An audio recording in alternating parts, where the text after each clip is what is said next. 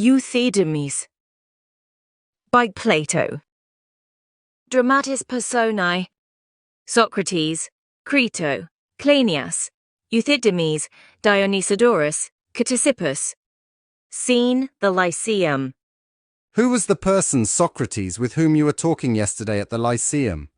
There was such a crowd around you that I could not get within hearing, but I caught a sight of him over their heads, and I made out, as I thought, that he was a stranger with whom you were talking.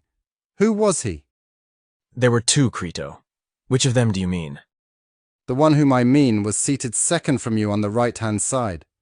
In the middle was Cleinias, the young son of Axiochus, who has wonderfully grown.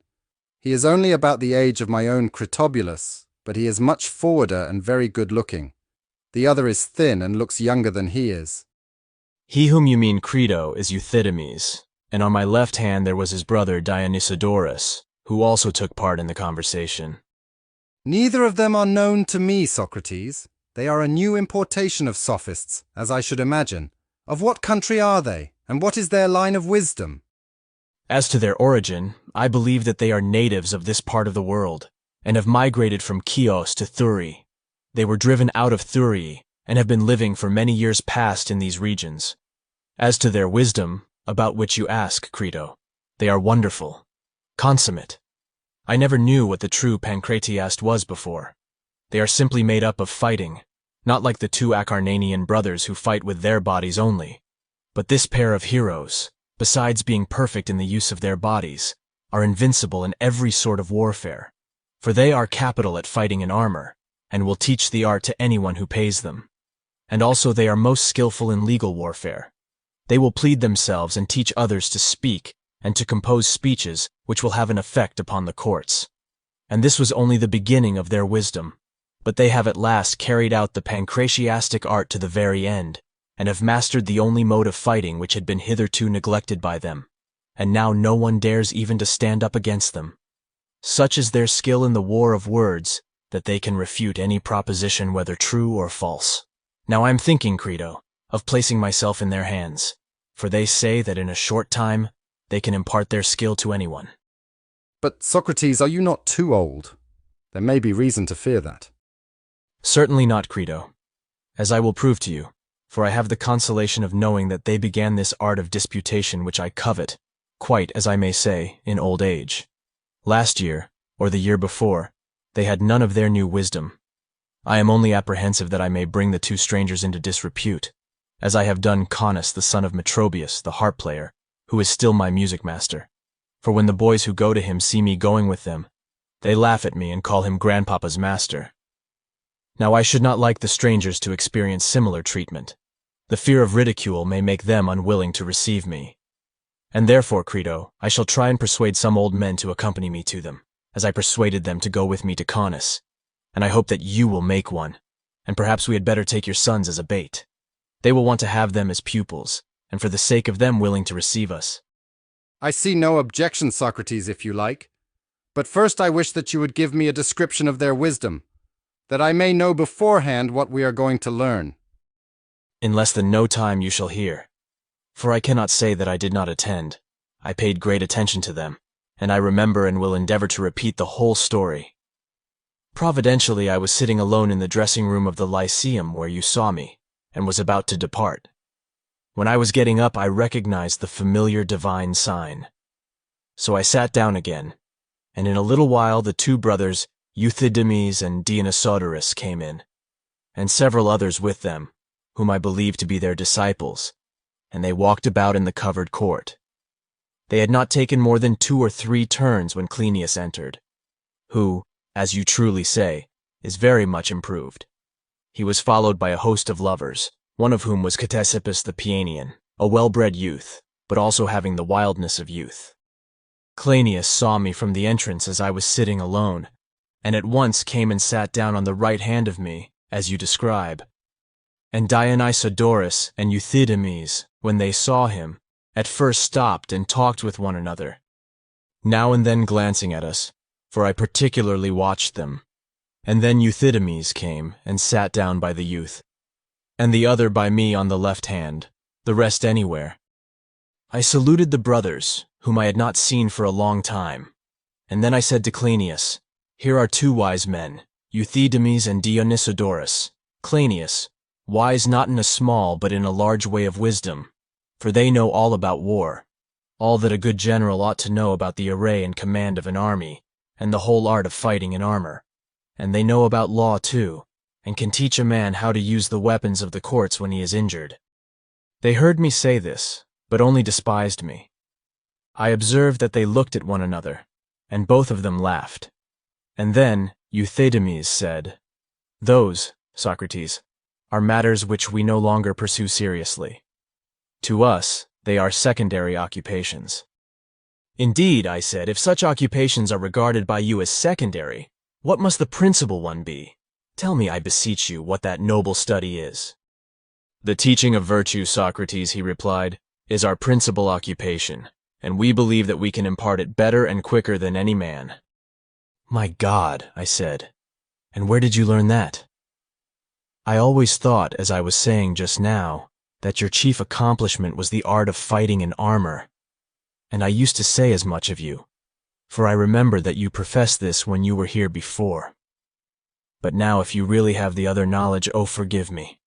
I address you as I would superior beings and ask you to pardon the impiety of my former expressions. But are you quite sure about this, Dionysodorus and Euthydemes? The promise is so vast that a feeling of incredulity steals over me." "You may take our word, Socrates, for the fact. Then I think you happier in having such a treasure than the great king is in the possession of his kingdom. And please to tell me whether you intend to exhibit your wisdom, or what will you do?" "That is why we have come hither, Socrates, and our purpose is not only to exhibit, but also to teach anyone who likes to learn. But I can promise you," I said, "that every unvirtuous person will want to learn. I shall be the first, and there is the youth Cleinias and Ctesippus, and here are several others," I said, pointing to the lovers of Cleinias, who were beginning to gather round us. Now Ctesippus was sitting at some distance from Cleinias, and when Euthydemes leaned forward in talking with me, he was prevented from seeing Cleinias, who was between us, and so, partly because he wanted to look at his love, and also because he was interested, he jumped up and stood opposite to us. And all the other admirers of Cleinias, as well as the disciples of Euthydemes and Dionysodorus, followed his example. And these were the persons whom I showed to Euthydemes, telling him that they were all eager to learn, to which Ctesippus and all of them with one voice vehemently assented, and bid him exhibit the power of his wisdom.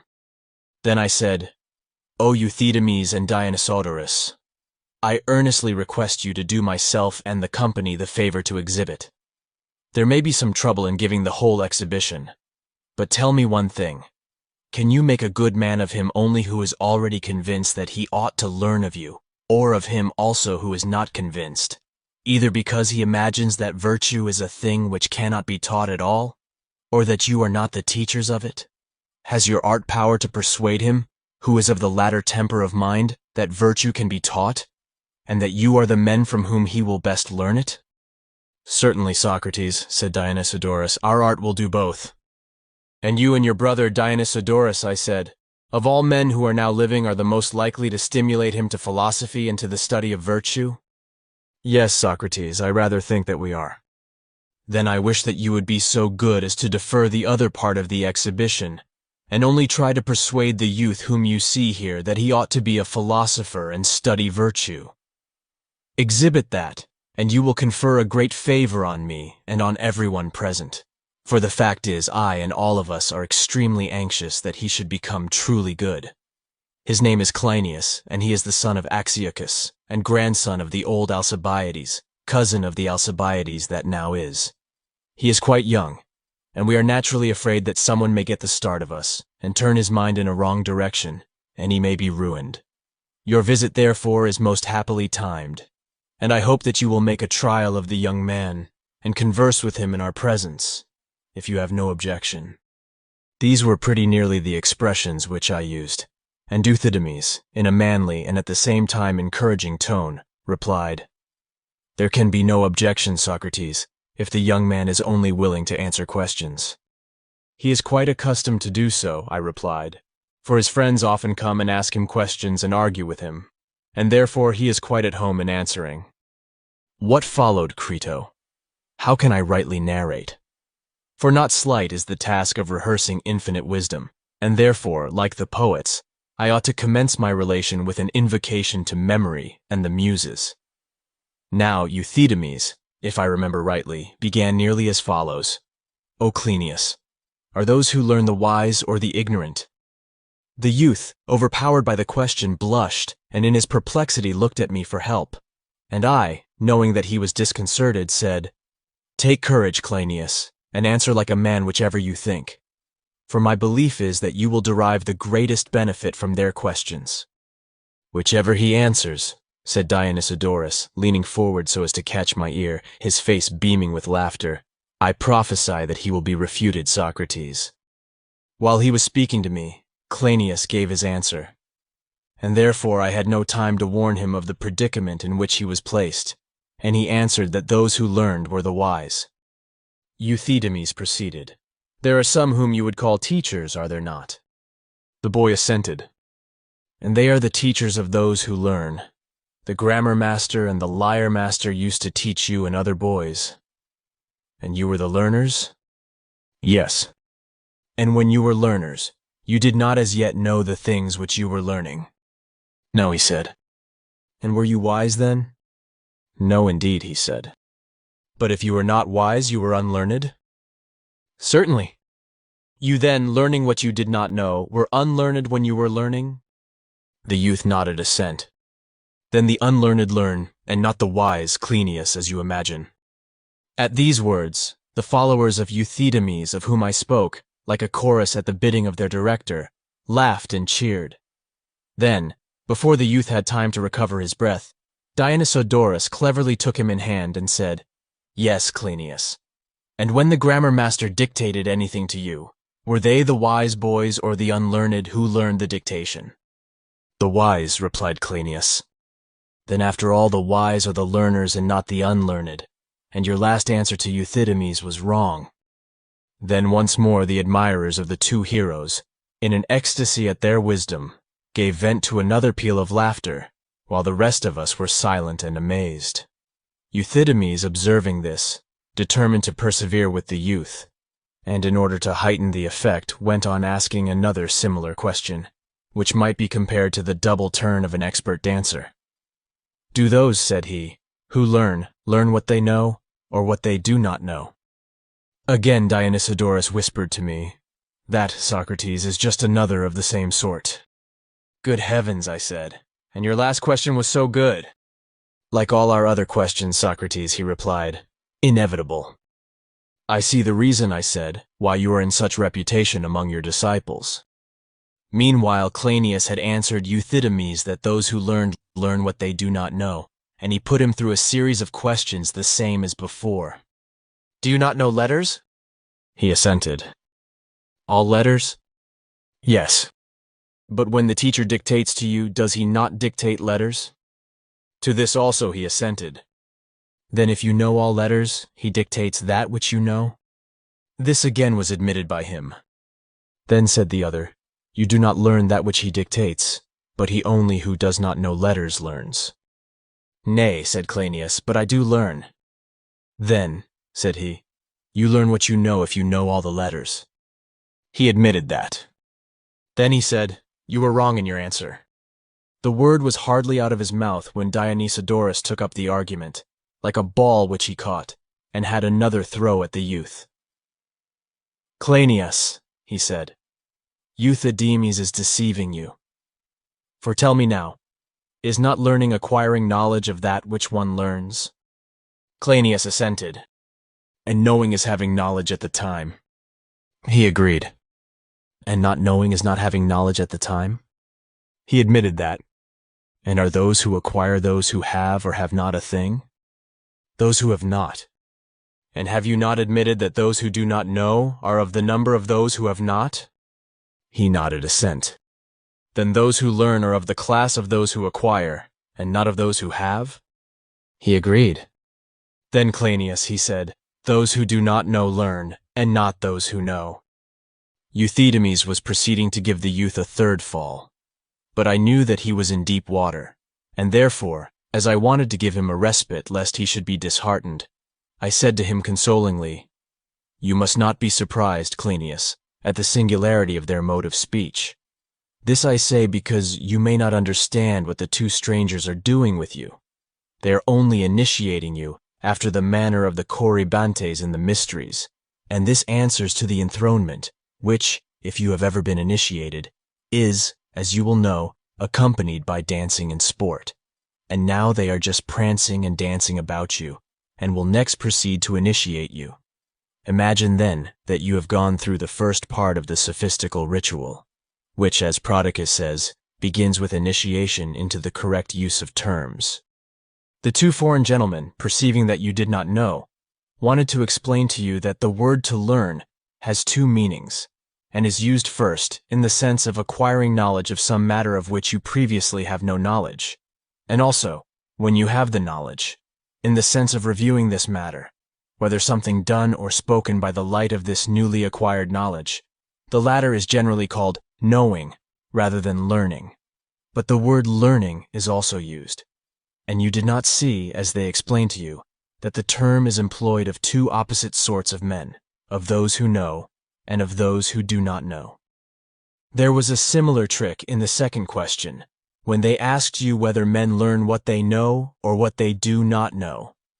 These parts of learning are not serious, and therefore I say that the gentlemen are not serious, but are only playing with you. For if a man had all that sort of knowledge that ever was, he would not be at all the wiser. He would only be able to play with men, tripping them up and oversetting them with distinctions of words.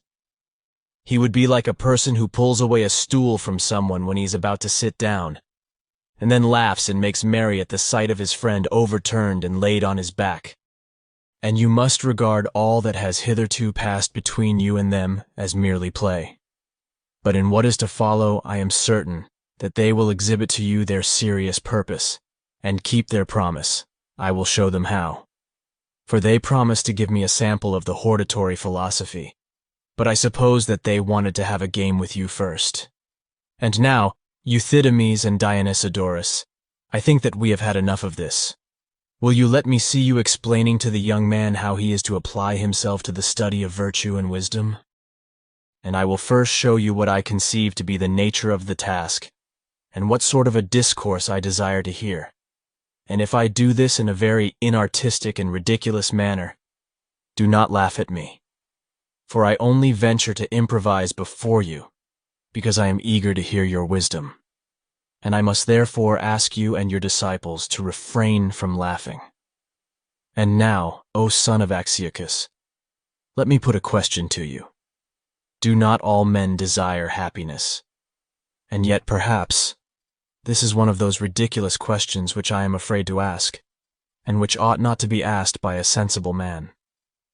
For what human being is there who does not desire happiness? There is no one, said Cleinias, who does not. Well then, I said, since we all of us desire happiness, how can we be happy? That is the next question. Shall we not be happy if we have many good things? And this, perhaps, is even a more simple question than the first, for there can be no doubt of the answer. He assented. And what things do we esteem good? No solemn sage is required to tell us this, which may be easily answered, for everyone will say that wealth is a good. Certainly, he said.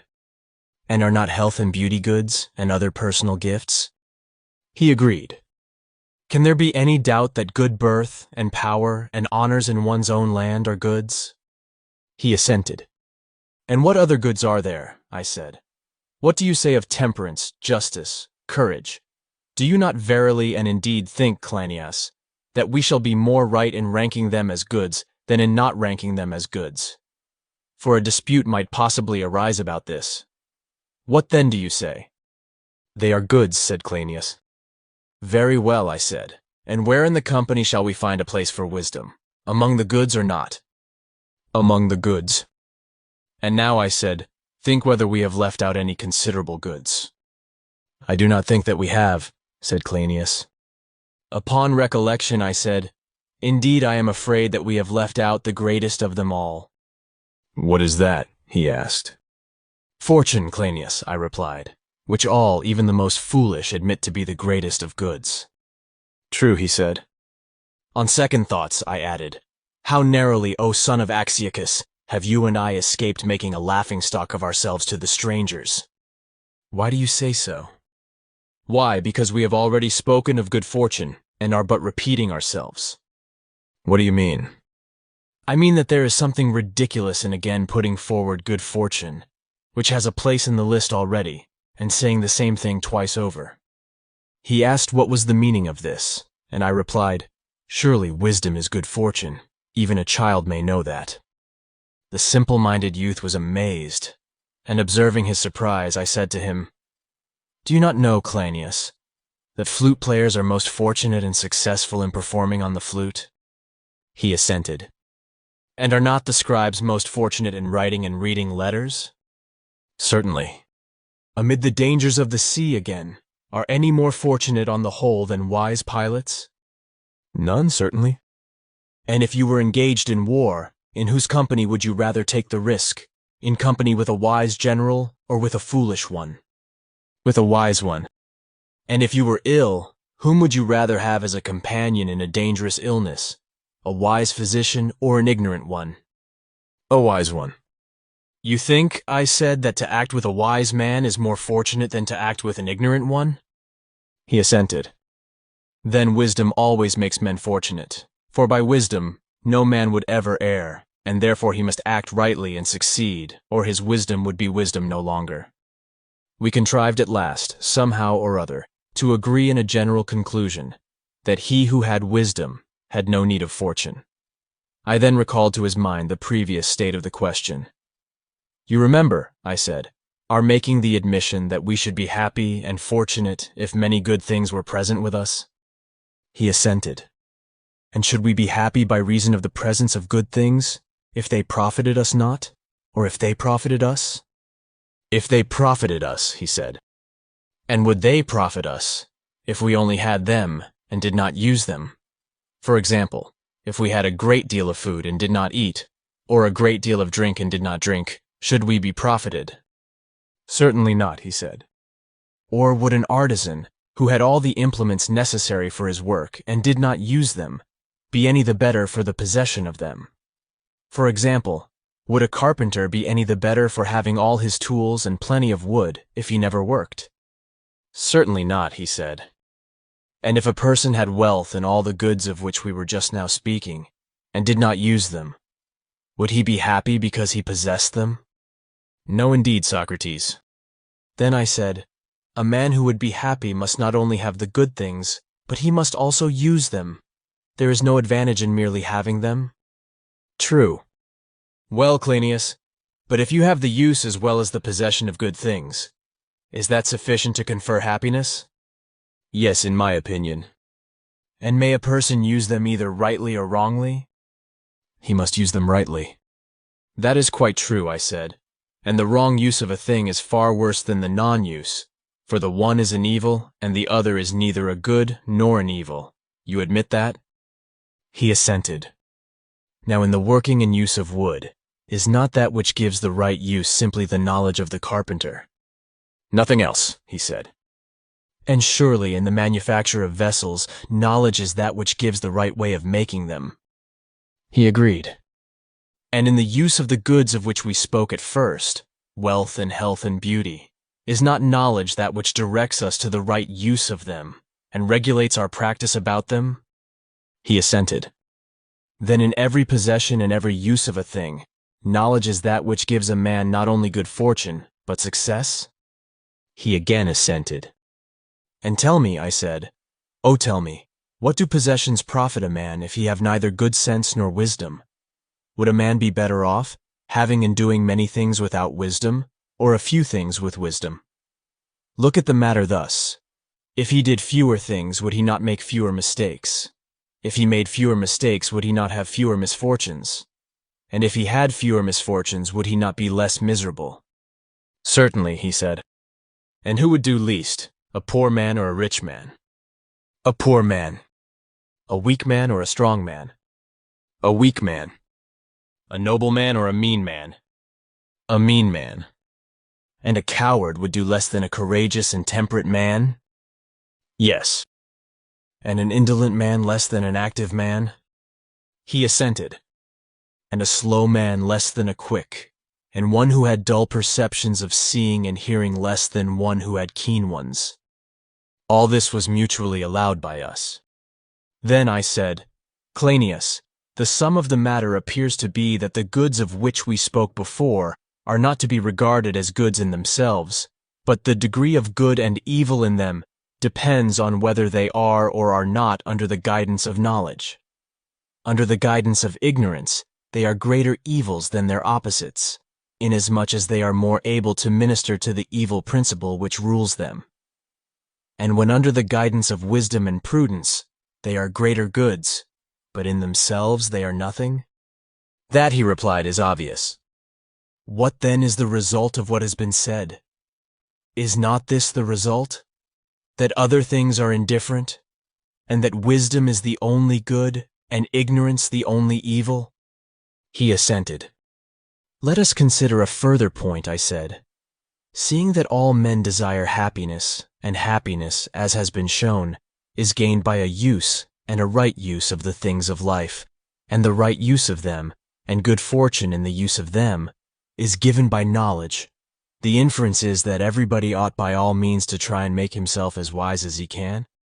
Yes, he said. And when a man thinks that he ought to obtain this treasure, far more than money, from a father, or a guardian, or a friend, or a suitor, whether citizen or stranger, the eager desire and prayer to them that they would impart wisdom to you is not at all dishonorable, Cleinias. Nor is anyone to be blamed for doing any honorable service or ministration to any man, whether a lover or not, if his aim is to get wisdom. Do you agree? I said. Yes, he said, I quite agree, and think that you are right. Yes, I said. Cleinias, if only wisdom can be taught, and does not come to man spontaneously, for this is a point which has still to be considered, and is not yet agreed upon by you and me. But I think, Socrates, that wisdom can be taught, he said. Best of men, I said. I am delighted to hear you say so, and I am also grateful to you for having saved me from a long and tiresome investigation as to whether wisdom can be taught or not. But now, as you think that wisdom can be taught, and that wisdom only can make a man happy and fortunate, will you not acknowledge that all of us ought to love wisdom, and you individually will try to love her? Certainly, Socrates, he said, I will do my best. I was pleased at hearing this, and I turned to Dionysodorus and Euthydemes and said, that is an example, clumsy and tedious, I admit, of the sort of exhortations which I would have you give, and I hope that one of you will set forth what I have been saying in a more artistic style, or at least take up the inquiry where I left off, and proceed to show the youth whether he should have all knowledge, or whether there is one sort of knowledge only which will make him good and happy, and what that is. For, as I was saying at first, the improvement of this young man in virtue and wisdom is a matter which we have very much at heart. Thus I spoke, Crito, and was all attention to what was coming. I wanted to see how they would approach the question, and where they would start in their exhortation to the young man that he should practice wisdom and virtue. Dionysodorus, who was the elder, spoke first. Everybody's eyes were directed towards him, perceiving that something wonderful might shortly be expected, and certainly they were not far wrong, for the man, Crito, began a remarkable discourse well worth hearing, and wonderfully persuasive, regarded as an exhortation to virtue. Tell me, he said, Socrates and the rest of you who say that you want this young man to become wise, are you in jest or in real earnest? I was led by this to imagine that they fancied us to have been jesting when we asked them to converse with the youth, and that this made them jest and play, and being under this impression, I was the more decided in saying that we were in profound earnest. Dionysodorus said, Reflect, Socrates, you may have to deny your words. I have reflected, I said, and I shall never deny my words. Well, said he, and so you say that you wish Cleinias to become wise? Undoubtedly. And he is not wise as yet? At least his modesty will not allow him to say that he is. You wish him, he said, to become wise and not to be ignorant? That we do. You wish him to be what he is not, and no longer to be what he is? I was thrown into consternation at this. Taking advantage of my consternation, he added, You wish him no longer to be what he is, which can only mean that you wish him to perish. Pretty lovers and friends they must be who want their favorite not to be, or to perish. When Ctesippus heard this, he got very angry, as a lover well might, and said, Stranger of Thurii, if politeness would allow me, I should say, a plague upon you. What can make you tell such a lie about me and the others, which I hardly like to repeat, as that I wish Cleinias to perish? Euthydemes replied, And do you think, Ctesippus, that it is possible to tell a lie? Yes, said Ctesippus. I should be mad to say anything else. And in telling a lie, do you tell the thing of which you speak or not? You tell the thing of which you speak. And he who tells that thing which he tells and no other? Yes, said Ctesippus. And that is a distinct thing apart from other things? Certainly. And he who says that thing says that which is? Yes. And he who says that which is, says the truth. And therefore Dionysodorus, if he says that which is, says the truth of you, and no lie. Yes, Euthydemes, said Ctesippus, but in saying this, he says what is not. Euthydemes answered, And that which is not? True. And that which is not is nowhere? Nowhere. And can anyone do anything about that which has no existence, or do to Cleinias that which is not and is nowhere? I think not, said Ctesippus. Well, but do rhetoricians, when they speak in the assembly, do nothing? Nay, he said, they do something. And doing is making? Yes. And speaking is doing and making? He agreed. Then no one says that which is not, for in saying what is not, he would be doing something, and you have already acknowledged that no one can do what is not. And therefore, upon your own showing, no one says what is false. But if Dionysodorus says anything, he says what is true, and what is. Yes, Euthydemes, said Ctesippus, but he speaks of things in a certain way and manner, and not as they really are. Why, Ctesippus, said Dionysodorus, do you mean to say that anyone speaks of things as they are? Yes, he said, all gentlemen and truth-speaking persons. And are not good things good and evil things evil? He assented. And you say that gentlemen speak of things as they are? Yes. Then the good speak evil of evil things, if they speak of them as they are. Yes, indeed, he said, and they speak evil of evil men. And if I may give you a piece of advice, you had better take care that they do not speak evil of you, since I can tell you that the good speak evil of the evil. And do they speak great things of the great, rejoined Euthydemes, and warm things of the warm? To be sure they do, said Ctesippus, and they speak coldly of the insipid and cold dialectician. You are abusive, Ctesippus, said Dionysodorus. You are abusive. Indeed I am not, Dionysodorus, he replied, for I love you and am giving you friendly advice, and if I could, would persuade you not like a boor to say in my presence that I desire my beloved, whom I value above all men, to perish.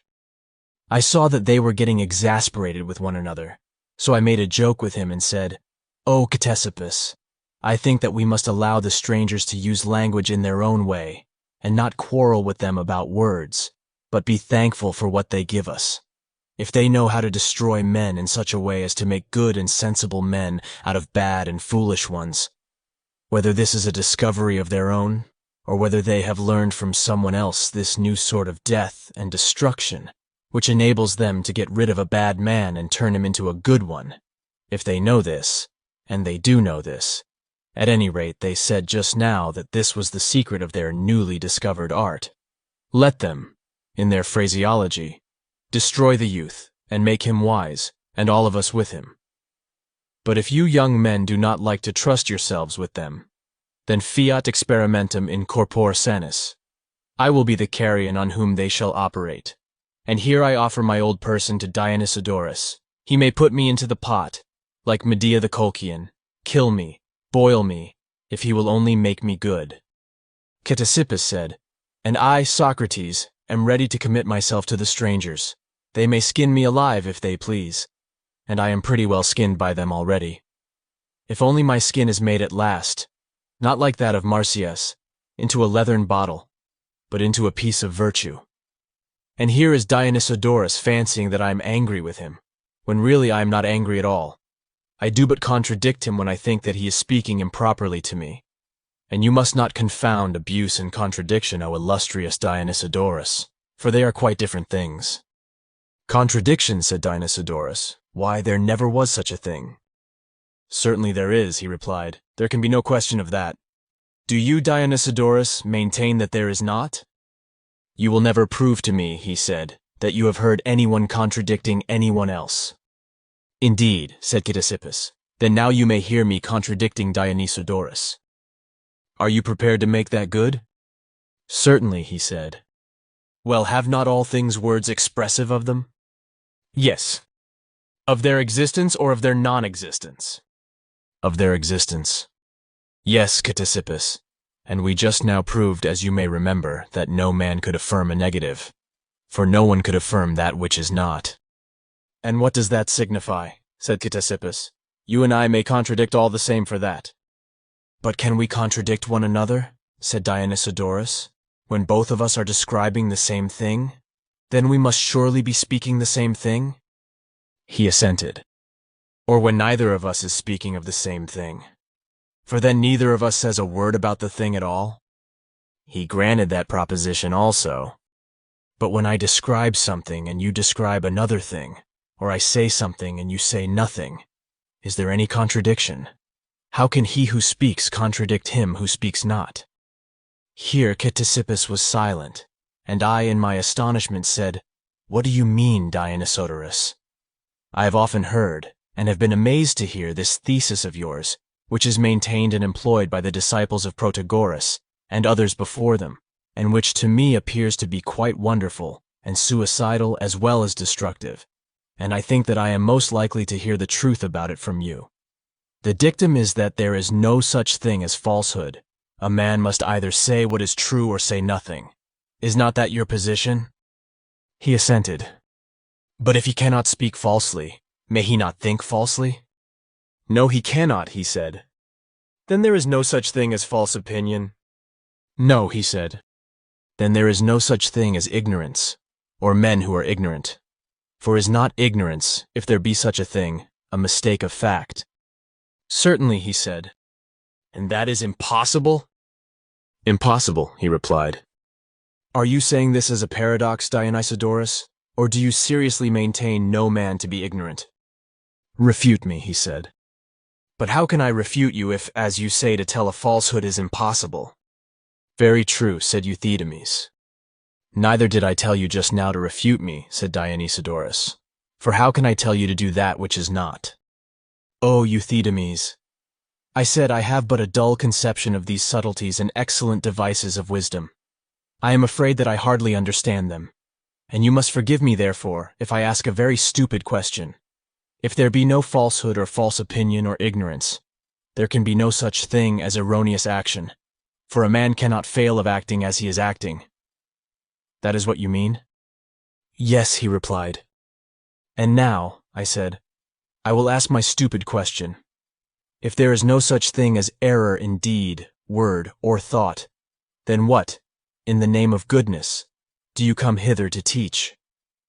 And were you not just now saying that you could teach virtue best of all men, to anyone who was willing to learn? And are you such an old fool, Socrates, rejoined Dionysodorus, that you bring up now what I said at first? And if I had said anything last year, I suppose that you would bring that up too, but are nonplussed at the words which I have just uttered? Why, I said, they are not easy to answer, for they are the words of wise men, and indeed I know not what to make of this word nonplussed, which you used last. What do you mean by it, Dionysodorus? You must mean that I cannot refute your argument. Tell me if the words have any other sense.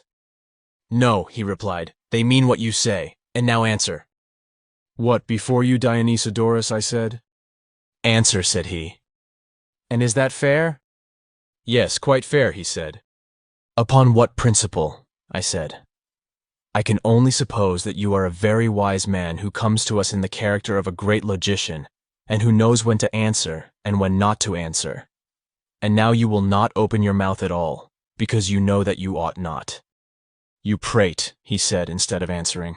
But if, my good sir, you admit that I am wise, answer as I tell you. I suppose that I must obey, for you are master. Put the question. Are the things which have sense alive or lifeless? They are alive.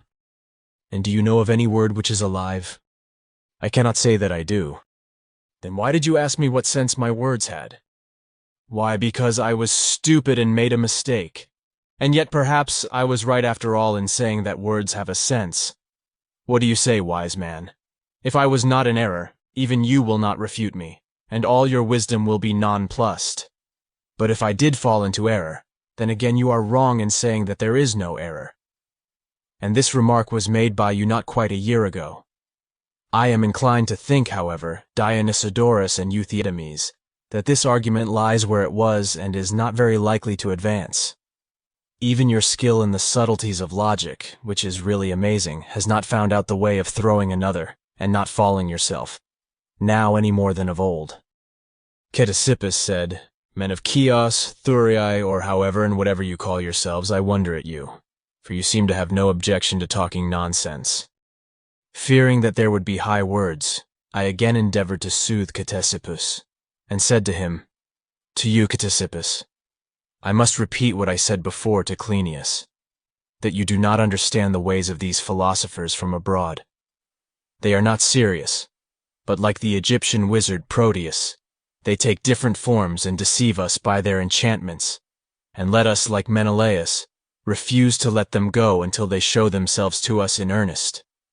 When they begin to be in earnest, their full beauty will appear. Let us then beg and entreat and beseech them to shine forth. And I think that I had better once more exhibit the form in which I pray to behold them. It might be a guide to them.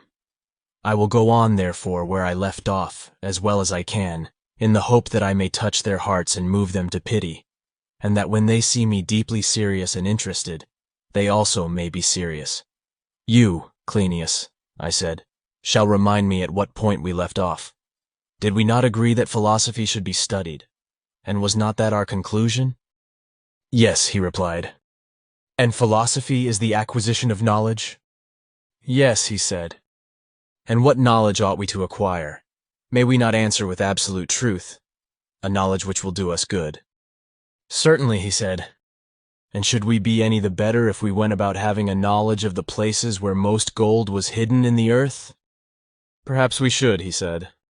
But have we not already proved, I said, that we should be none the better off, even if without trouble and digging all the gold which there is in the earth were ours, and if we knew how to convert stones into gold, the knowledge would be of no value to us, unless we also knew how to use the gold.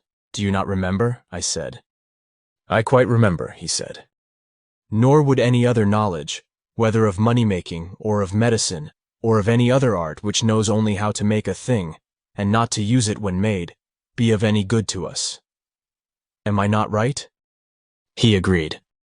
And if there were a knowledge which was able to make men immortal, without giving them the knowledge of the way to use the immortality, neither would there be any use in that, if we may argue from the analogy of the previous instances. To all this he agreed. Then, my dear boy, I said, the knowledge which we want is one that uses as well as makes. True, he said. And our desire is not to be skillful lyre-makers or artists of that sort, far otherwise, for with them the art which makes is one, and the art which uses is another. Although they have to do with the same, they are divided. For the art which makes and the art which plays on the lyre differ widely from one another. Am I not right? He agreed. And clearly we do not want the art of the flute-maker. This is only another of the same sort. He assented. But suppose, I said, that we were to learn the art of making speeches. Would that be the art which would make us happy? I should say no, rejoined Cleinias. And why should you say so? I asked. I see, he replied, that there are some composers of speeches who do not know how to use the speeches which they make, just as the makers of lyres do not know how to use the lyres. and also some who are of themselves unable to compose speeches, but are able to use the speeches which the others make for them. And this proves that the art of making speeches is not the same as the art of using them. Yes, I said, and I take your words to be a sufficient proof that the art of making speeches is not one which will make a man happy. And yet I did think that the art which we have so long been seeking might be discovered in that direction. For the composers of speeches, whenever I meet them, always appear to me to be very extraordinary men, Cleinias, and their art is lofty and divine, and no wonder. For their art is a part of the great art of enchantment, and hardly, if at all, inferior to it. And whereas the art of the enchanter is a mode of charming snakes and spiders and scorpions, and other monsters and pests, this art of theirs acts upon dicasts and ecclesiasts and bodies of men, for the charming and pacifying of them. Do you agree with me? Yes, he said. I think that you are quite right. Whither then shall we go, I said, and to what art shall we have recourse? I do not see my way, he said. But I think that I do, I replied. And what is your notion? Asked Cleinias. I think that the art of the general is above all others, the one of which the possession is most likely to make a man happy. I do not think so, he said. Why not, I said. The art of the general is surely an art of hunting mankind. What of that, I said. Why, he said, no art of hunting extends beyond hunting and capturing, and when the prey is taken, the huntsman or fisherman cannot use it, but they hand it over to the cook, and the geometricians and astronomers and calculators, who all belong to the hunting class, for they do not make their diagrams, but only find out that which was previously contained in them. They, I say, not being able to use but only to catch their prey, hand over their inventions to the dialectician to be applied by him if they have any sense in them. Good, I said, fairest and wisest Cleinias, and is this true? Certainly, he said. Just as a general, when he takes a city or a camp, hands over his new acquisition to the statesman, for he does not know how to use them himself, or as the quail-taker transfers the quails to the keeper of them. If we are looking for the art which is to make us blessed, and which is able to use that which it makes or takes, the art of the general is not the one, and some other must be found. And do you mean, Socrates, that the youngster said all this? Are you incredulous, Crito? Indeed I am, for if he did say so, then in my opinion he needs neither Euthydemes nor anyone else to be his instructor. Perhaps I may have forgotten, and Ctesippus was the real answerer. Ctesippus, nonsense. All I know is that I heard these words, and that they were not spoken either by Euthydemes or Dionysodorus. I dare say, my good Crito, that they may have been spoken by some superior person. That I heard them, I am certain. Yes, indeed, Socrates, by someone a good deal superior, as I should be disposed to think. But did you carry the search any further, and did you find the art which you were seeking? Find, my dear sir, no indeed. And we cut a poor figure. We were like children after larks, always on the point of catching the art, which was always getting away from us. But why should I repeat the whole story? At last we came to the kingly art, and inquired whether that gave and caused happiness. And then we got into a labyrinth, and when we thought we were at the end, came out again at the beginning, having still to seek as much as ever. How did that happen, Socrates? I will tell you. The kingly art was identified by us with the political. Well, and what came of that? To this royal or political art, all the arts, including the art of the general, seemed to render up the supremacy, that being the only one which knew how to use what they produce. Here, obviously, was the very art which we were seeking, the art which is the source of good government, and which may be described in the language of Aeschylus as alone sitting at the helm of the vessel of state, piloting and governing all things, and utilizing them. And were you not right, Socrates? You shall judge, Crito, if you are willing to hear what followed. For we resumed the inquiry, and a question of this sort was asked. Does the kingly art, having this supreme authority, do anything for us? To be sure, was the answer. And would not you, Crito, say the same? Yes, I should. And what would you say that the kingly art does? If medicine were supposed to have supreme authority over the subordinate arts, and I were to ask you a similar question about that, you would say, it produces health? I should.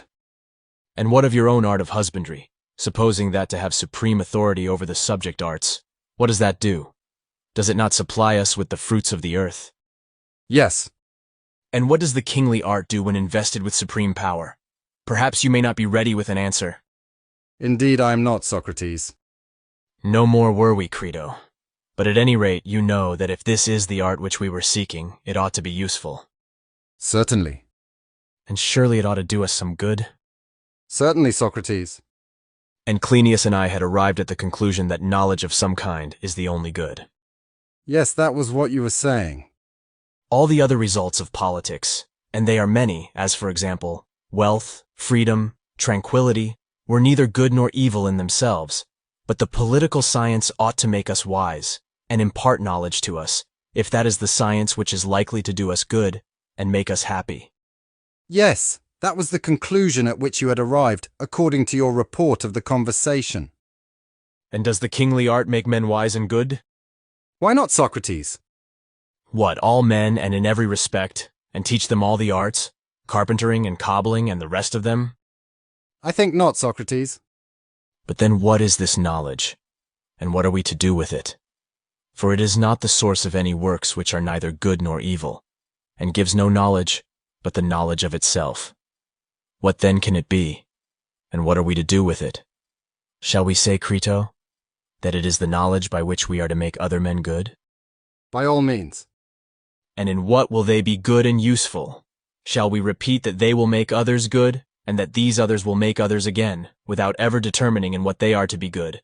For we have put aside the results of politics, as they are called. This is the old song over again, and we are just as far as ever, if not farther, from the knowledge of the art or science of happiness. Indeed, Socrates, you do appear to have got into a great perplexity. Thereupon, Crito, seeing that I was on the point of shipwreck, I lifted up my voice, and earnestly entreated and called upon the strangers to save me and the youth from the whirlpool of the argument. They were our Castor and Pollux, I said, and they should be serious, and show us in sober earnest what that knowledge was, which would enable us to pass the rest of our lives in happiness. And did Euthydemes show you this knowledge? Yes, indeed. He proceeded in a lofty strain to the following effect. Would you rather, Socrates, said he, that I should show you this knowledge about which you have been doubting, or shall I prove that you already have it? What, I said, are you blessed with such a power as this? Indeed I am. Then I would much rather that you should prove me to have such a knowledge. At my time of life that will be more agreeable than having to learn. Then tell me, he said, do you know anything? Yes, I said, I know many things, but not anything of much importance. That will do, he said. And would you admit that anything is what it is, and at the same time is not what it is? Certainly not. And did you not say that you knew something? I did. If you know, you are knowing. Certainly of the knowledge which I have. That makes no difference. And must you not, if you are knowing, know all things? Certainly not, I said, for there are many other things which I do not know. And if you do not know, you are not knowing. Yes, friend, of that which I do not know. Still you are not knowing, and you said just now that you were knowing, and therefore you are and are not at the same time and in reference to the same things. A pretty clatter, as men say, Euthydemes, this of yours. And will you explain how I possess that knowledge for which we were seeking? Do you mean to say that the same thing cannot be and also not be? And therefore, since I know one thing, that I know all, for I cannot be knowing and not knowing at the same time. And if I know all things, then I must have the knowledge for which we are seeking. May I assume this to be your ingenious notion? Out of your own mouth, Socrates, you are convicted, he said. Well, but Euthydemes, I said, has that never happened to you? For if I am only in the same case with you and our beloved Dionysodorus, I cannot complain. Tell me then, you two, do you not know some things and not know others? Certainly not, Socrates, said Dionysodorus. What do you mean, I said. Do you know nothing? Nay, he replied, we do know something. Then I said, you know all things, if you know anything? Yes, all things, he said, and that is as true of you as of us. Oh, indeed, I said, what a wonderful thing, and what a great blessing. And do all other men know all things or nothing? Certainly, he replied. They cannot know some things and not know others, and be at the same time knowing and not knowing. Then what is the inference? I said. They all know all things, he replied, if they know one thing. Oh heavens, Dionysodorus, I said. I see now that you are in earnest. Hardly have I got you to that point. And do you really and truly know all things, including carpentering and leather cutting? Certainly, he said. And do you know stitching? Yes, by the gods we do, and cobbling too. And do you know things such as the numbers of the stars and of the sand? Certainly. Did you think we should say no to that? By Zeus, said Ctesippus, interrupting, I only wish that you would give me some proof which would enable me to know whether you speak truly. What proof shall I give you? He said. Will you tell me how many teeth Euthydemus has, and Euthydemes shall tell how many teeth you have? Will you not take our word that we know all things? Certainly not, said Ctesippus. You must further tell us this one thing, and then we shall know that you speak the truth. If you tell us the number, and we count them, and you are found to be right, we will believe the rest. They fancied that Ctesippus was making game of them, and they refused, and they would only say in answer to each of his questions that they knew all things. For at last Ctesippus began to throw off all restraint. No question, in fact, was too bad for him. He would ask them if they knew the foulest things, and they, like wild boars, came rushing on his blows, and fearlessly replied that they did. At last, Crito, I too, was carried away by my incredulity, and asked Euthydemes whether Dionysodorus could dance. Certainly, he replied. And can he vault among swords and turn upon a wheel at his age? Has he got to such a height of skill as that? He can do anything, he said. And did you always know this? Always, he said. When you were children and at your birth? They both said that they did. This we could not believe, and Euthydemes said, You are incredulous, Socrates. Yes, I said, and I might well be incredulous if I did not know you to be wise men. But if you will answer, he said, I will make you confess to similar marvels. Well, I said, there is nothing that I should like better than to be self-convicted of this. For if I am really a wise man, which I never knew before, and you will prove to me that I know and have always known all things, nothing in life would be a greater gain to me. Answer then, he said. Ask, I said, and I will answer. Do you know something, Socrates, or nothing? Something, I said. And do you know with what you know or with something else? With what I know, and I suppose that you mean with my soul? Are you not ashamed, Socrates, of asking a question when you are asked one? Well, I said, but then what am I to do? For I will do whatever you bid. When I do not know what you are asking, you tell me to answer nevertheless, and not to ask again. Why, you surely have some notion of my meaning, he said. Yes, I replied. Well then, answer according to your notion of my meaning. Yes, I said, but if the question which you ask in one sense is understood and answered by me in another, will that please you, if I answer what is not to the point? That will please me very well, but will not please you equally well as I imagine. I certainly will not answer unless I understand you, I said. You will not answer, he said, according to your view of the meaning, because you will be prating, and are an ancient. Now I saw that he was getting angry with me for drawing distinctions, when he wanted to catch me in his springes of words. And I remembered that Conus was always angry with me when I opposed him, and then he neglected me, because he thought that I was stupid. And as I was intending to go to Euthydemes as a pupil, I reflected that I had better let him have his way, as he might think me a blockhead and refuse to take me.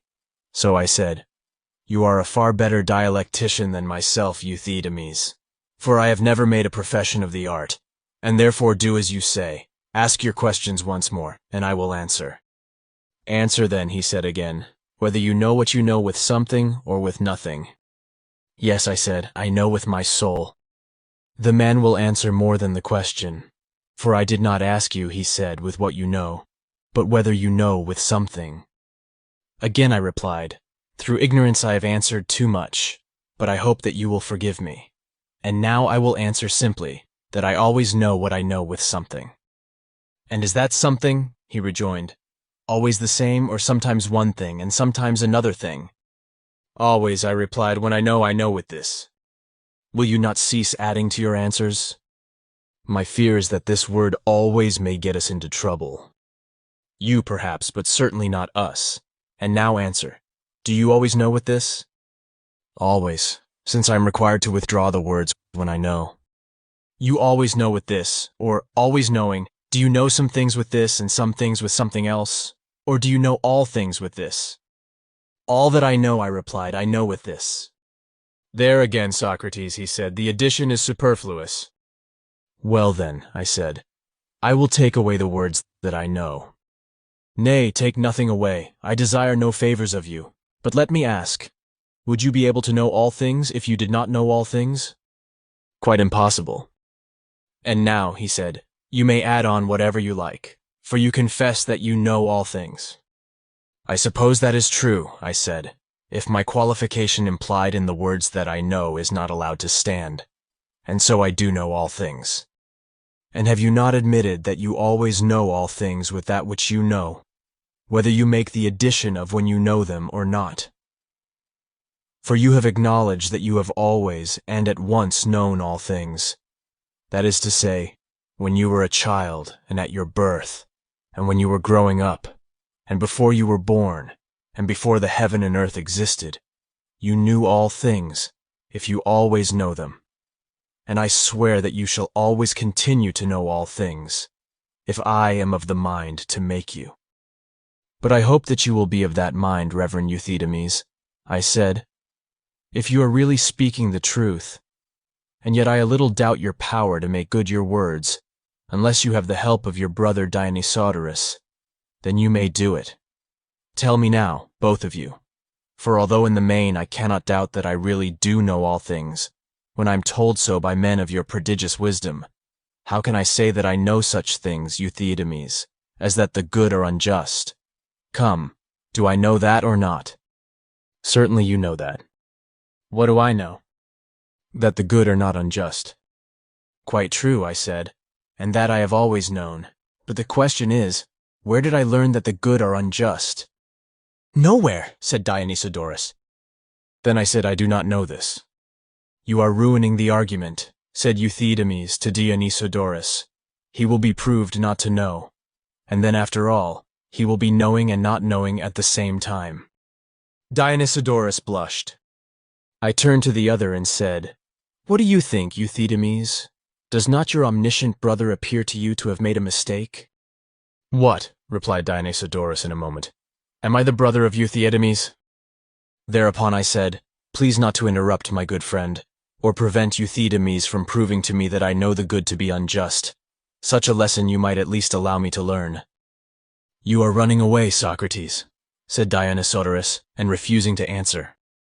No wonder, I said, for I am not a match for one of you, and a fortiori I must run away from two. I am no Heracles, and even Heracles could not fight against the Hydra, who was a she-sophist, and had the wit to shoot up many new heads when one of them was cut off, especially when he saw a second monster of a sea crab, who was also a sophist, and appeared to have newly arrived from a sea voyage, bearing down upon him from the left, opening his mouth and biting. When the monster was growing troublesome, he called Iolaus, his nephew, to his help, who ably succored him. But if my Iolaus, who is my brother Patrocles, the statuary, were to come, he would only make a bad business worse. And now that you have delivered yourself of this strain, said Dionysodorus, will you inform me whether Iolaus was the nephew of Heracles any more than he is yours?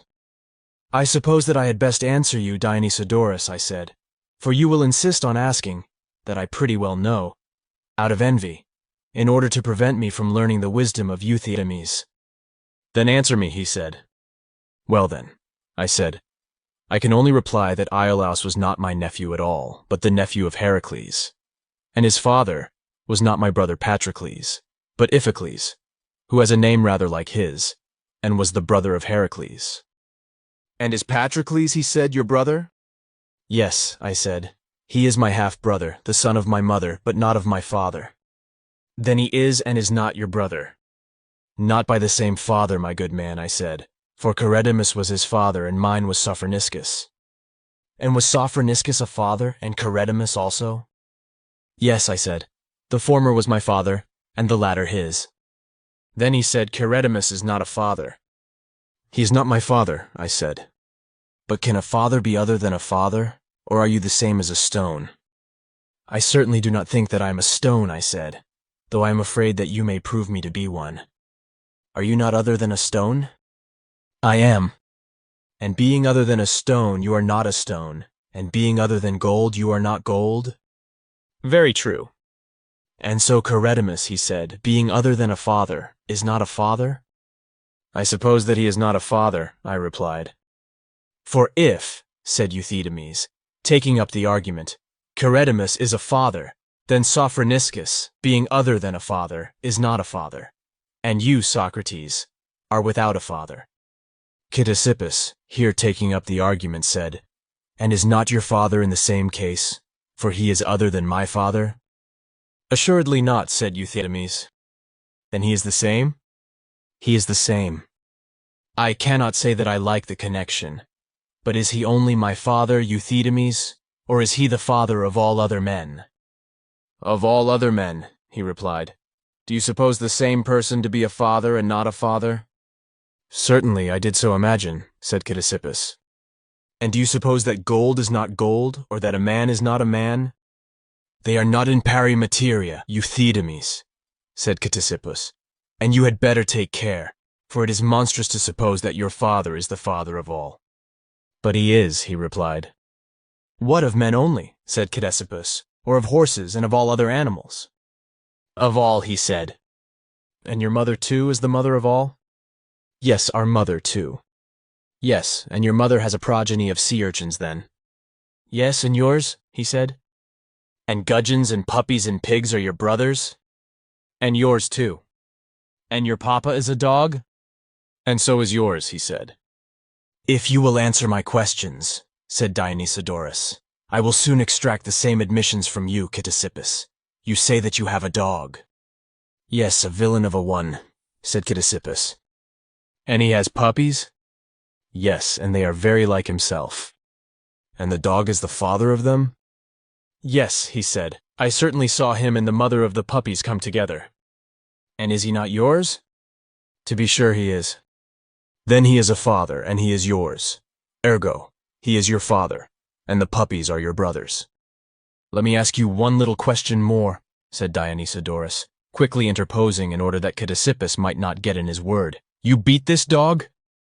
Euthydemus said, laughing, Indeed I do, and I only wish that I could beat you instead of him. Then you beat your father, he said. I should have far more reason to beat yours, said Euthydemus. What could he have been thinking of when he begat such wise sons? Much good has this father of you and your brethren the puppies got out of this wisdom of yours. But neither he nor you, Euthydemus, have any need of much good. And have you no need, Euthydemes? He said. Neither I nor any other man. For tell me now, Euthydemus, if you think it good or evil for a man who is sick to drink medicine when he wants it, or to go to war armed rather than unarmed. Good, I say. And yet I know that I am going to be caught in one of your charming puzzles. That, he replied, you will discover, if you answer. Since you admit medicine to be good for a man to drink, when wanted, must it not be good for him to drink as much as possible? When he takes his medicine, a cartload of hellebore will not be too much for him? Euthydemus said, Quite so, Euthydemes, that is to say, if he who drinks is as big as the statue of Delphi. And seeing that in war to have arms is a good thing, he ought to have as many spears and shields as possible? Very true, said Euthydemus. And do you think, Euthydemes, that he ought to have one shield only and one spear? I do. And would you arm Geryon and Briareus in that way? Considering that you and your companion fight in armor, I thought that you would have known better. Here Euthydemes held his peace, but Dionysodorus returned to the previous answer of Euthydemus and said, Do you not think that the possession of gold is a good thing? Yes, said Euthydemus, and the more the better. And to have money everywhere and always is a good? Certainly a great good, he said. And you admit gold to be a good? Certainly, he replied. And ought not a man then to have gold everywhere and always, and as much as possible in himself? And may he not be deemed the happiest of men who has 3 talents of gold in his belly, and a talent in his pate, and a stater of gold in either eye? Yes, Euthydemes, said Ctesippus, and the Scythians reckon those who have gold in their own skulls to be the happiest and bravest of men. That is only another instance of your manner of speaking about the dog and father. And what is still more extraordinary, they drink out of their own skulls guilt, and see the inside of them, and hold their own head in their hands. And do the Scythians and others see that which has the quality of vision, or that which has not? Said Euthydemes. That which has the quality of vision clearly. And you also see that which has the quality of vision? He said. Yes, I do. Then do you see our garments? Yes. Then our garments have the quality of vision. They can see to any extent, said Ctesippus. What can they see? Nothing. But you, my sweet man, may perhaps imagine that they do not see. And certainly, Euthydemes, you do seem to me to have been caught napping when you were not asleep, and that if it be possible to speak and say nothing, you are doing so. And may there not be a silence of the speaker? Said Dionysodorus. Impossible, said Ctesippus. Or a speaking of the silent? That is still more impossible, he said. But when you speak of stones, wood, iron bars, do you not speak of the silent?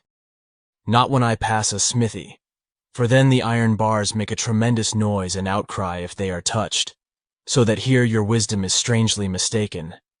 Please, however, to tell me how you can be silent when speaking. I thought that Ctesippus was put upon his mettle because Cleinias was present. When you are silent, said Euthydemes, is there not a silence of all things? Yes, he said. But if speaking things are included in all things, then the speaking are silent.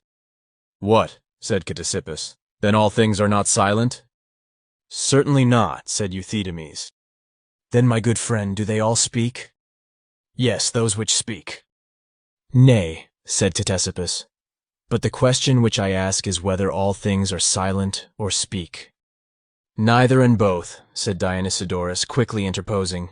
I am sure that you will be nonplussed at that answer.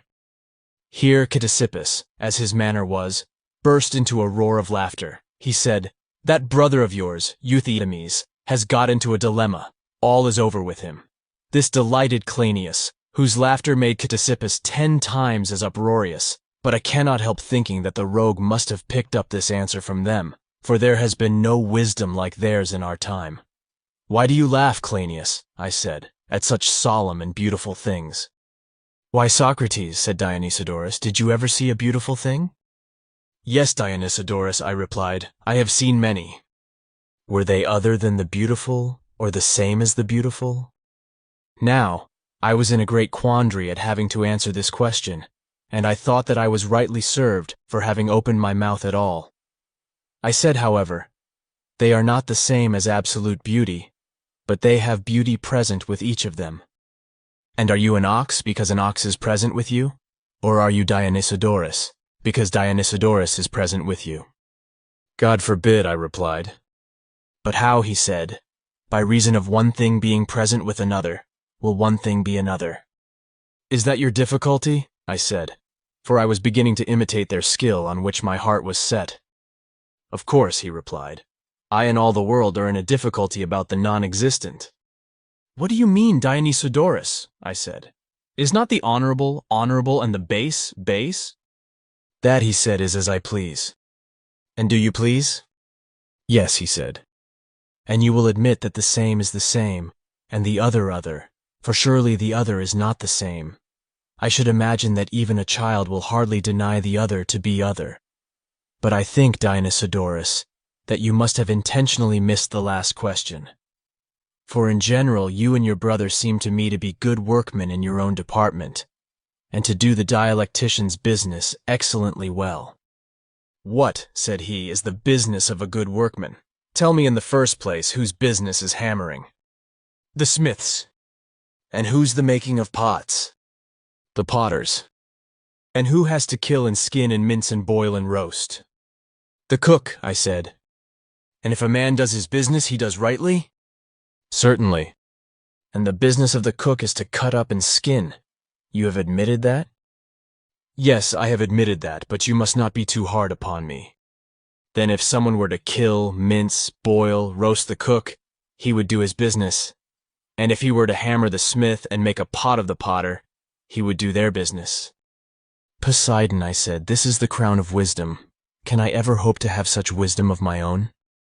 And would you be able, Socrates, to recognize this wisdom when it has become your own? Certainly, I said, if you will allow me. What? He said. Do you think that you know what is your own? Yes, I do, subject to your correction. For you are the bottom, and Euthydemes is the top of all my wisdom. Is not that which you would deem your own, he said, that which you have in your own power, and which you are able to use as you would desire, for example, an ox or a sheep? Would you not think that which you could sell and give and sacrifice to any god whom you pleased, to be your own, and that which you could not give or sell or sacrifice, you would think not to be in your own power? Yes, I said, for I was certain that something good would come out of the questions, which I was impatient to hear. Yes, such things, and such things only are mine. Yes, he said, and you would mean by animals living beings? Yes, I said. You agree then, that those animals only are yours, with which you have the power to do all these things which I was just naming? I agree. Then, after a pause, in which he seemed to be lost in the contemplation of something great, he said, Tell me, Socrates, have you an ancestral Zeus? Here, anticipating the final move, like a person caught in a net, who gives a desperate twist that he may get away, I said, No, Dionysodorus, I have not. What a miserable man you must be then, he said. You are not an Athenian at all if you have no ancestral gods or temples, or any other mark of gentility. Nay, Dionysodorus, I said, do not be rough. Good words, if you please. In the way of religion I have altars and temples, domestic and ancestral, and all that other Athenians have. And have not other Athenians, he said, an ancestral Zeus? That name, I said, is not to be found among the Ionians, whether colonists or citizens of Athens. An ancestral Apollo there is, who is the father of Ion, and a family Zeus, and a Zeus guardian of the phratry, and an Athene guardian of the phratry. But the name of ancestral Zeus is unknown to us. No matter, said Dionysodorus, for you admit that you have Apollo, Zeus, and Athene. Certainly, I said. And they are your gods, he said. Yes, I said, my lords and ancestors. At any rate they are yours, he said. Did you not admit that? I did, I said. What is going to happen to me? And are not these gods animals? For you admit that all things which have life are animals, and have not these gods life? They have life, I said. Then are they not animals? They are animals, I said. And you admitted that of animals those are yours which you could give away or sell or offer in sacrifice as you pleased? I did admit that, Euthydemes, and I have no way of escape. Well then, said he, if you admit that Zeus and the other gods are yours, can you sell them or give them away or do what you will with them, as you would with other animals? At this I was quite struck dumb, Crito, and lay prostrate. Ctesippus came to the rescue. Bravo, Heracles, brave words, said he. Bravo, Heracles, or is Heracles a bravo? Said Dionysodorus. Poseidon, said Ctesippus, what awful distinctions! I will have no more of them, the pair are invincible. Then, my dear Crito, there was universal applause of the speakers and their words, and what with laughing and clapping of hands and rejoicings, the two men were quite overpowered. For hitherto their partisans only had cheered at each successive hit, but now the whole company shouted with delight until the columns of the Lyceum returned the sound, seeming to sympathize in their joy. To such a pitch was I affected myself, that I made a speech, in which I acknowledged that I had never seen the like of their wisdom. I was their devoted servant, and fell to praising and admiring of them. What marvelous dexterity of wit, I said, enabled you to acquire this great perfection in such a short time? There is much indeed to admire in your words, Euthydemes and Dionysodorus, but there is nothing that I admire more than your magnanimous disregard of any opinion, whether of the many or of the grave and reverend seigneurs, you regard only those who are like yourselves. And I do verily believe that there are few who are like you, and who would approve of such arguments. The majority of mankind are so ignorant of their value, that they would be more ashamed of employing them in the refutation of others than of being refuted by them. I must further express my approval of your kind and public-spirited denial of all differences, whether of good and evil, white or black, or any other. The result of which is that, as you say, every mouth is sewn up, not excepting your own, which graciously follows the example of others, and thus all ground of offense is taken away. But what appears to me to be more than all is, that this art and invention of yours has been so admirably contrived by you, that in a very short time it can be imparted to anyone. I observe that Ctesippus learned to imitate you in no time. Now this quickness of attainment is an excellent thing, but at the same time I would advise you not to have any more public entertainments. There is a danger that men may undervalue an art which they have so easy an opportunity of acquiring. The exhibition would be best of all, if the discussion were confined to your two selves. But if there must be an audience, let him only be present who is willing to pay a handsome fee. You should be careful of this. And if you are wise, you will also bid your disciples discourse with no man but you and themselves, for only what is rare is valuable, and water, which, as Pindar says, is the best of all things, is also the cheapest.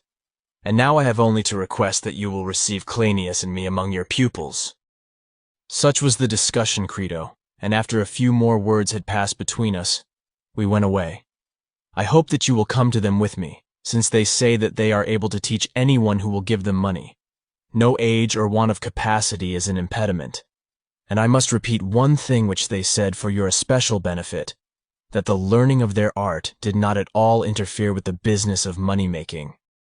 Truly, Socrates. Though I am curious and ready to learn, yet I fear that I am not like-minded with Euthydemes, but one of the other sort, who, as you were saying, would rather be refuted by such arguments than use them in refutation of others. And though I may appear ridiculous in venturing to advise you, I think that you may as well hear what was said to me by a man of very considerable pretensions. He was a professor of legal oratory, who came away from you while I was walking up and down. "Crito," said he to me, "are you giving no attention to these wise men?" "No, indeed," I said to him. "I could not get within hearing of them. There was such a crowd. You would have heard something worth hearing if you had." "What was that?" I said. "You would have heard the greatest masters of the art of rhetoric discoursing." "And what did you think of them?" I said. "What did I think of them?" he said. "Theirs was the sort of discourse which anybody might hear from men who were playing the fool and making much ado about nothing." That was the expression which he used. "Surely," I said, "philosophy is a charming thing." "Charming," he said. "What simplicity! Philosophy is naught, and I think that if you had been present you would have been ashamed of your friend. His conduct was so very strange in placing himself at the mercy of men who care not what they say, and fasten upon every word. And these, as I was telling you, are supposed to be the most eminent professors of their time. But the truth is, Crito, that the study itself and the men themselves are utterly mean and ridiculous. Now censure of the pursuit, Socrates, whether coming from him or from others, appears to me to be undeserved. But as to the impropriety of holding a public discussion with such men, there I confess that, in my opinion, he was in the right. Oh, Crito, they are marvelous men. But what was I going to say? First of all, let me know. What manner of man was he who came up to you and censured philosophy? Was he an orator who himself practices in the courts, or an instructor of orators, who makes the speeches with which they do battle? He was certainly not an orator, and I doubt whether he had ever been into court. But they say that he knows the business, and is a clever man, and composes wonderful speeches. Now I understand, Crito. He is one of an amphibious class, whom I was on the point of mentioning, one of those whom Prodicus describes as on the border ground between philosophers and statesmen.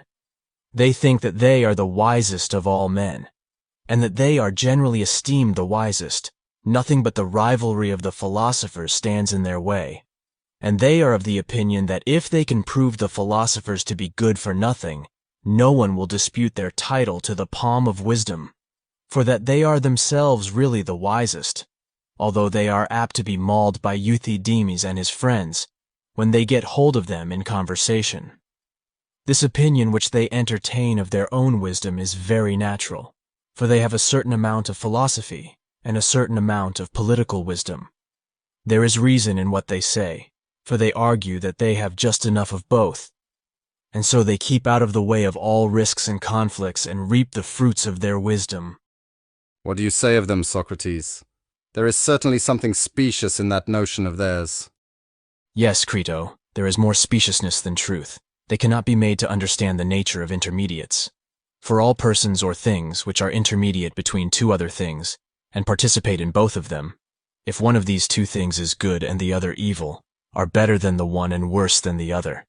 But if they are in a mean between two good things which do not tend to the same end, they fall short of either of their component elements in the attainment of their ends. Only in the case when the two component elements which do not tend to the same end are evil, is the participant better than either.